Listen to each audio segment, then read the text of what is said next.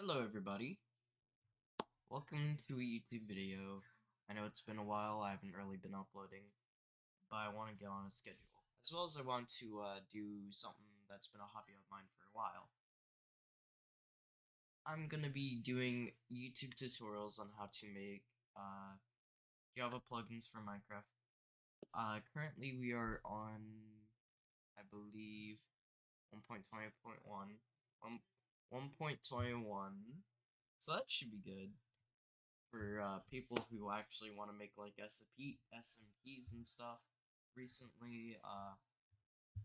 Hopefully this tutorial can actually like help a couple of you start your own projects. And there will be a Discord link in the description of today's video because I actually am going to be trying to follow up with this schedule for today. This video is most likely going to be unedited for the most part. I don't really have an editing software right now, and I don't have enough time to be editing a lot of videos, so the schedule might be a little slow for right now. As of right now, I'm going to show you how to make a project. What you first want to do is download this API. It's an IntelliJ API. If you don't know how to get IntelliJ, you need to be able to figure that out. There will be a link for IntelliJ and a JDK that I use. All you'll have to do is install those. And once you do, you have to get this Minecraft thing. It's not needed if you want to grab just a template on GitHub or whatever.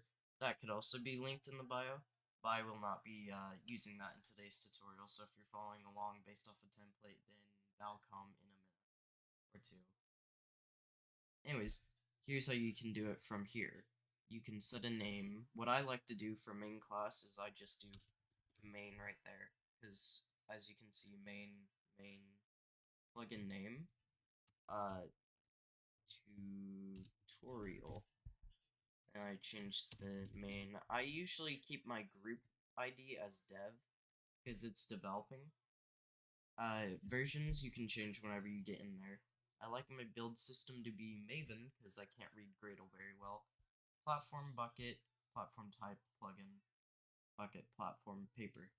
You could also do spigot, but I like paper as mine because, well, I make paper servers. You can click create on that, but uh, I've already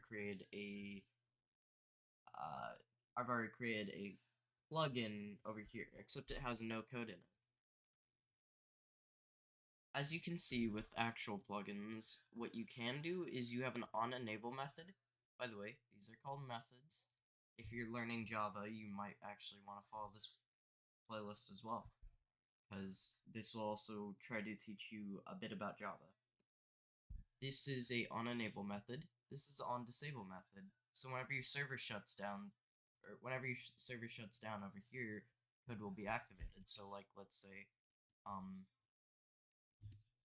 this dot getlogger dot info server has been shut down, exclamation mark. And if we go into here, this dot getlogger dot info server has been started.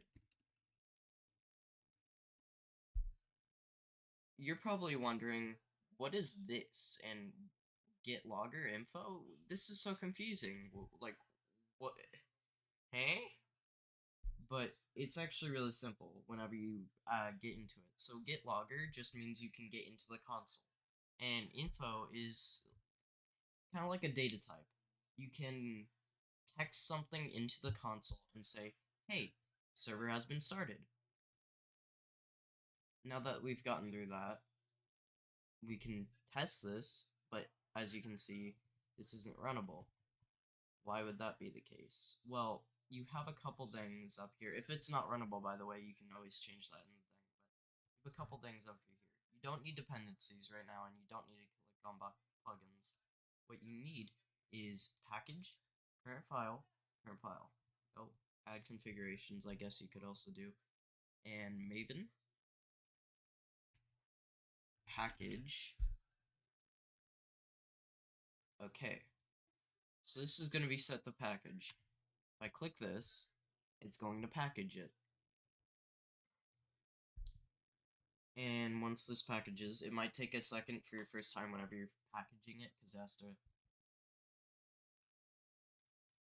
render some stuff.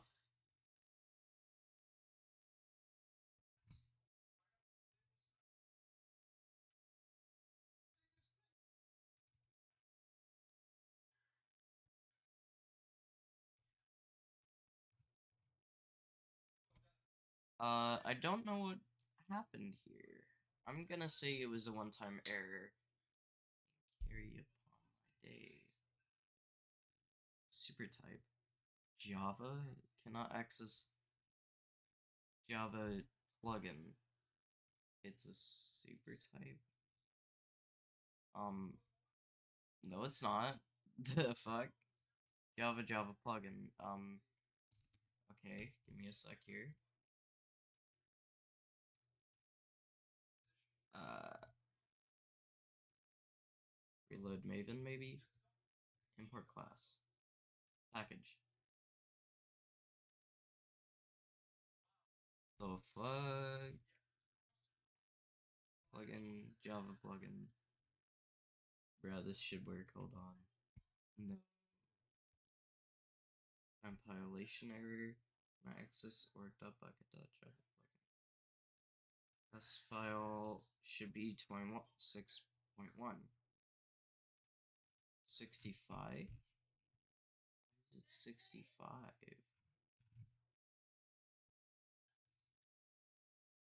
What are you telling me? 65. Make sure it appears in the correct subdirectory. Bad class file.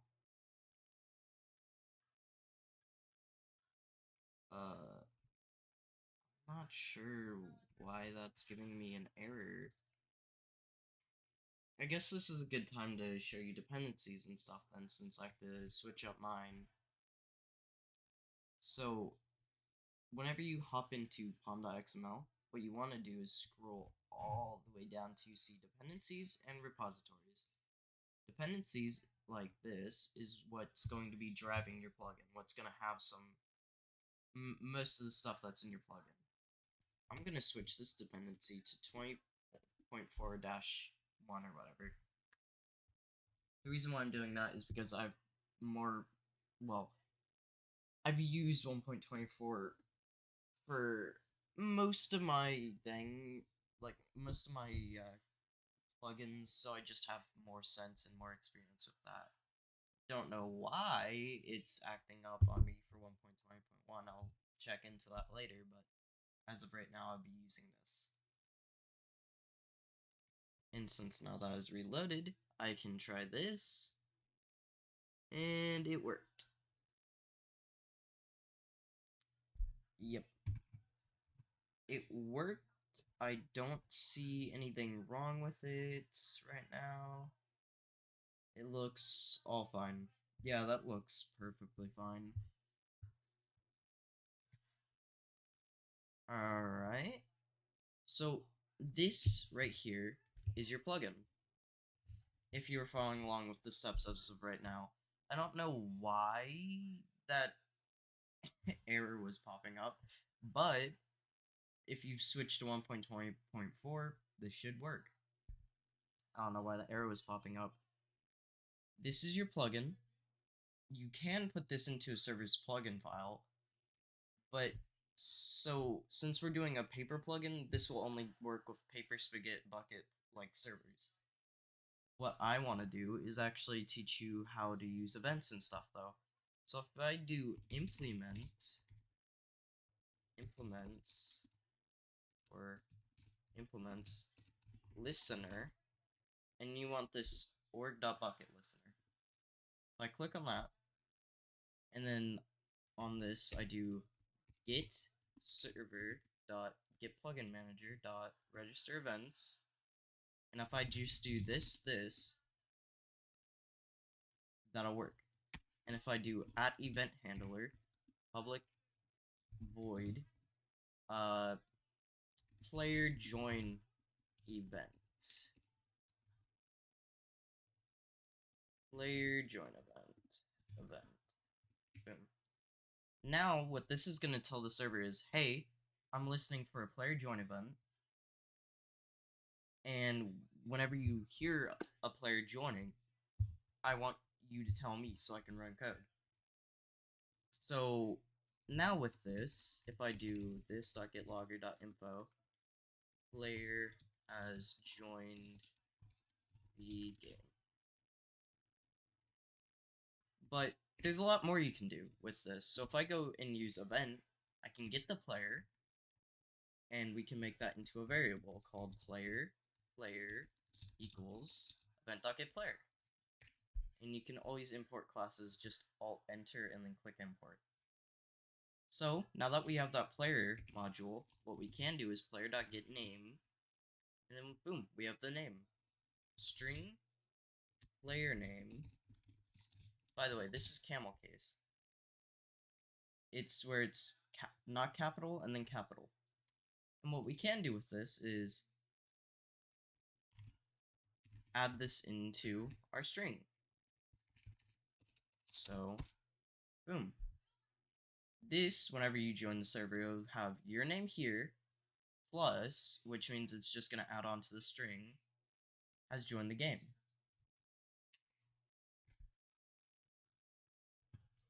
And if we want to package it again, it's not going to mess at all with our versions, so we can just hit package. And I believe, yep, it overrides this package, but if it doesn't, then what you want to do is hit clean. It'll remove some of these packages, and then if you'll hit package again, it should, boom, post another target, and then you can have that stuff there. If you're wondering how you can get, let's say multiple classes with listeners, what you can do is the easy way. Let's teach you how to make a worker.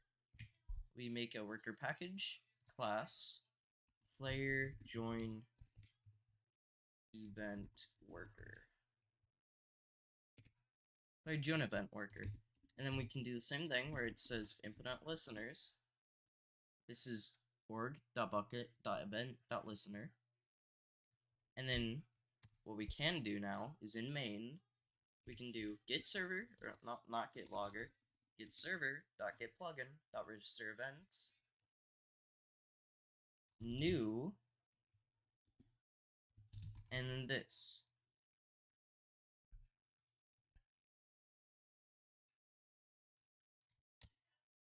Yeah, new. So what this will do is it's saying, hey, we have events in this class and we want it to be implemented. What we want stuff is there's gonna be stuff in here, so I want stuff to be like checked in here.